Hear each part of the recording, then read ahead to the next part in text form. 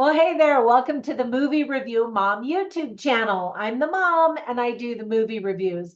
And my goal is to save you time and money by giving you the inside scoop on filmmaking quality and content so that you can decide whether or not you want to spend time or money or both watching a particular film. So today, the movie I'm reviewing is called Ghostlight. This comedy slash dramedy is now playing in theaters. The movie is rated R. It's an hour and 55 minutes, and my overall movie review mom grade is an A. I thought it was really well done. All right, so I'm going to give you an overview in a nutshell first, and then I'll point out things that I liked, things that I didn't like, tips for parents, themes worth talking about if you watch this with friends, interesting lines, funny lines, and even recommendations for films that are sort of similar that you might also really like if you like this one. So, you ready to dive in? Me too, I'm ready. The story is about a stressed out construction worker who gets recruited to join a local theater's production of Romeo and Juliet. The drama starts to mirror his own life. The film was written by Kelly O'Sullivan, who also co-directed it with Alex Thompson. And already the film has been nominated for and won awards at several different film festivals. So congratulations to the team. Quick tips for parents. This movie is rated R, mostly for profanity, including a lot of F-bombs. And we learn about a son slash brother who had passed away, but we don't get a whole lot of detail. We don't see anything, we just hear about it. Some of the themes that are illustrated very well are grief, parenting, redemption, kindness, cooperation, family, people acting out violently because they're hurting, anger management, acting, and the power of theater. All right, so here's the long list of things that I really liked about this film. First of all, this film does an amazing job blending comedy with drama and tragedy all at the same time, and that's tricky to do. One of the coolest elements of the movie is that the central family is a family in real life. Keith Cooper, Tara Mallon, and Catherine Mallon.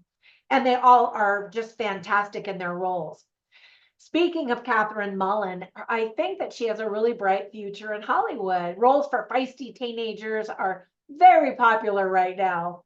At the very beginning of the movie, we hear the song, "Oh, What a Beautiful Morning," being sung from the famous classic musical Broadway hit, Oklahoma. My father used to sing that to me and my sisters as we were growing up to wake us up. And my niece sung that at my father's funeral last year, and there was not a dry eye in the house. It gets me teary-eyed just thinking about that song now. But I also have warm feelings in my heart because I just had such a tremendous father. Later, we hear, back to the movie, later we hear other lyrics sung in small clips from other Broadway shows as we learn that they have meaning that correlates with the characters. Now, speaking of tears, be prepared to have tissues on hand while you watch this movie. You will laugh and you will cry. There were so many moments in the movie when people expressed their rage and impatience with one another, especially in Act 1. Something that I've been seeing more and more in our society, it's an alarming increase of disrespect that people have for others that really frightens me about my country. I live in the United States of America. And I'm wondering, is this happening where you live as well? People used to be more kind and patient. And like I said, it's alarming. Comment down below. Let me know what you think about that. Now, we find out why these people are behaving so badly. And honestly, at the root of a lot of anger and impatience is fear and physical discomfort, emotional traumas. And we just really need to be patient with each other because everybody is going through something. The movie shows a clip of the Leonardo DiCaprio version of Romeo and Juliet. Did you ever see that movie? Comment down below. I would love to know which out of all the many versions of Romeo and Juliet is your favorite. It's not until 45 minutes into the movie that we learn that there has been a death in the family. And we finally understand why each member of the family has been acting in certain ways. The play that the community theater group puts on is Romeo and Juliet, and the layers of how that story connects with what the characters are experiencing in their lives slowly unfold. I love layers. The movie is very well written, and it's a pleasure to discover the hidden nuggets of wisdom and touching moments in this film. Now, with all of that praise, I really can only think of one thing that I didn't like, and that is just a lot of time is spent on anger and F-bombs before we even begin to understand and appreciate what's really happening to the characters. So be patient. By the end, you're just going to be going, and it's all going to make sense. All right, so whenever I watch movies, I take notes, of course, and I write down the funny lines and the interesting lines that I hear simply to share them with you so you can get a taste for the script writing and the dialogue, the quality of that. You can see all of them on my written review at moviereviewmom.com, but I'll share a few of them with you right now.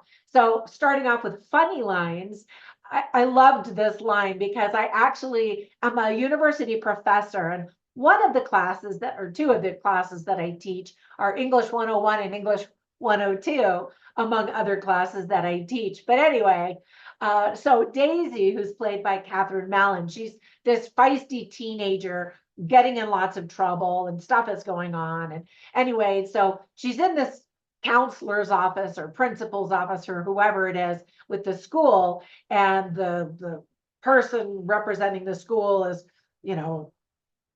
saying all the terrible things that she's been doing and ready to expel her. And so Daisy says to her mom and dad, I don't think we should trust a woman who uses the word irregardless in an educational environment. And I just thought that that's a very good point, because irregardless is not a word. All right, I know that's just a sort of a dumb teacher joke. But anyway, another line that she says is she's watching these kids try to perform anyway. And so she looks at her dad and she says, none of these kids have star quality.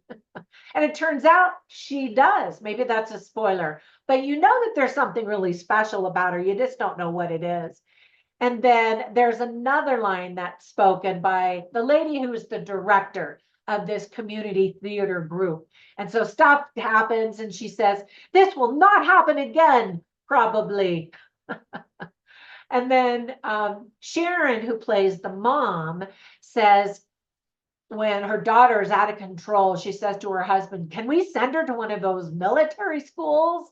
They're just at the end of the rope. I'm so bad with cliches.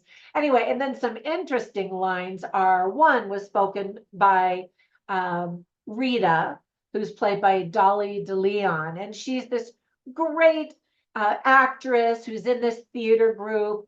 And she really is the one who recruits this construction worker.